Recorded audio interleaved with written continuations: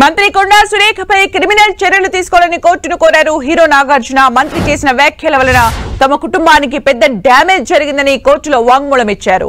అందుకు సంబంధించిన సాక్ష్యాలను జత చేశారు. తెలంగాణ మంత్రి కొండా సురేఖ తమ కుటుంబంపై అనుచిత వ్యాఖ్యలు చేశారంటూ అక్కినేని నాగార్జున వేసిన పిటిషన్ పై నాంపల్లి కోర్టులో విచారణ జరిగింది. దేనికోసం పిటిషన్ ఫైల్ చేశారని నాగార్జునను ప్రశ్నించింది కోర్టు. మంత్రి కొండా సురేఖ తన కుటుంబంపై అమర్యాద పూర్వక వ్యాఖ్యలు చేశారని నాగార్జున కోర్టు దృష్టికి తీసుకెళ్లారు. తమ కుటుంబ పరువు మర్యాదలకు భంగం వాటిల్లిందని ఆయన తెలిపారు.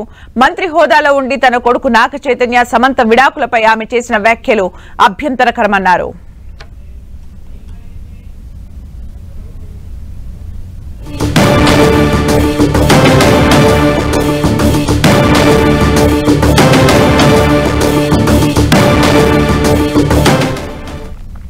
సినిమా రంగం ద్వారా తమ కుటుంబానికి మంచి పేరు ప్రతిష్టలు ఉన్నాయన్నారు నాగార్జున. తమ కుటుంబానికి ప్రజల ఆదరాభిమానాలు ఉన్నాయని, జాతీయ స్థాయిలో అనేక అవార్డులు వచ్చాయన్నారు. సినిమా రంగంతో పాటు సామాజిక సేవా కార్యక్రమాలు సైతం చేస్తున్నామన్నారు.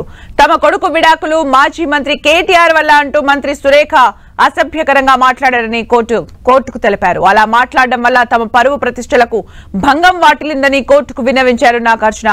మంత్రి కొండా సురేఖపై క్రిమినల్ చర్యలు తీసుకోవాలని కోర్టును కోరారు. మంత్రి మాట్లాడిన మాటలు అన్ని టెలివిజన్ ఛానల్స్ ప్రసారం చేశాయన్నారు. అన్ని పేపర్స్ ప్రచురితం చేశాయన్నారు.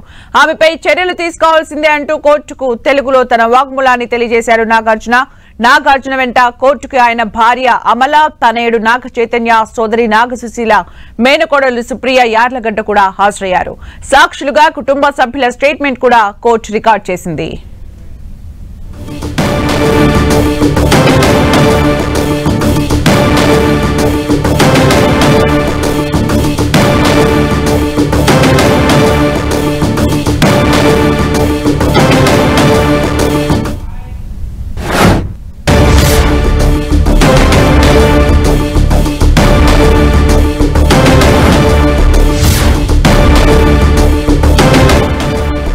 కొండా సురేఖకు కోర్టు నోటీసులు పంపిస్తుందన్నారు నాగార్జున తరపు లాయర్ అశోక్ రెడ్డి.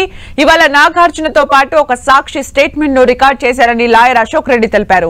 కొండా సురేఖ మాట్లాడిన వీడియోను కోర్టుకు సమర్పించామన్నారు. కోర్టు విచారణను ఎల్లుండికి వాయిదా వేసిందన్నారు. ఎల్లుండి ఇరుపక్షాల వాదనలు జరుగుతాయన్నారు. చట్ట ప్రకారం కొండా సురేఖపై చర్యలుంటాయన్నారు నాగార్జున తరపు లాయర్ అశోక్ రెడ్డి.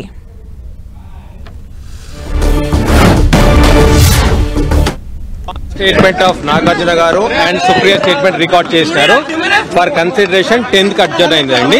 10th రోజు ఆర్గ్యుమెంట్స్ వింటారు. విన్న తర్వాత సమన్స్ టు ది అక్యూజ్ ఇస్తారు.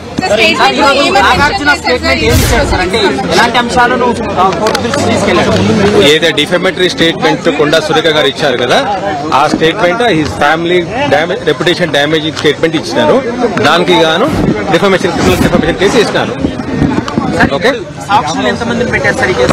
ఇవాళ ఒకరే నాగార్జున గారు ప్లస్ 1 విట్నెస్ స్టేట్మెంట్ రికార్డ్ చేశారండి. ఇవాళ ఫర్దర్ కన్సిడరేషన్ కోసం 10th రోజు అర్జన్ అయిందండి. అమలా గారు ఫ్యామిలీ సపోర్ట్ కు వచ్చారు, అంతేగాని షీఈ్ నాట్ ఎ విట్నెస్ అండి ఈ కేసుకి.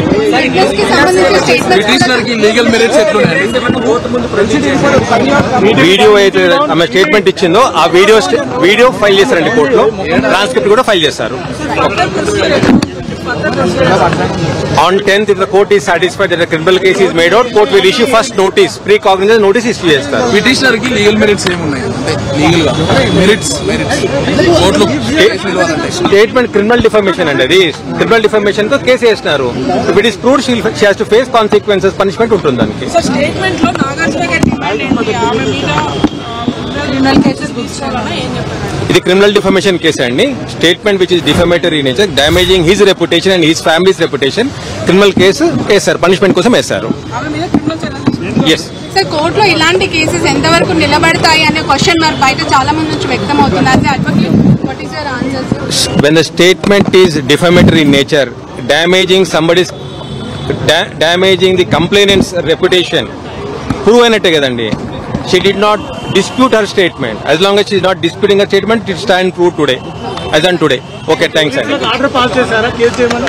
అండి పోలీసులకు ఏమైనా ఆర్డర్ పాస్ చేశారా? ఇది పోలీస్ కాగ్నిజబుల్ కేసు కాదండి. పోలీస్ వాళ్ళు చర్య తీసుకోవడానికి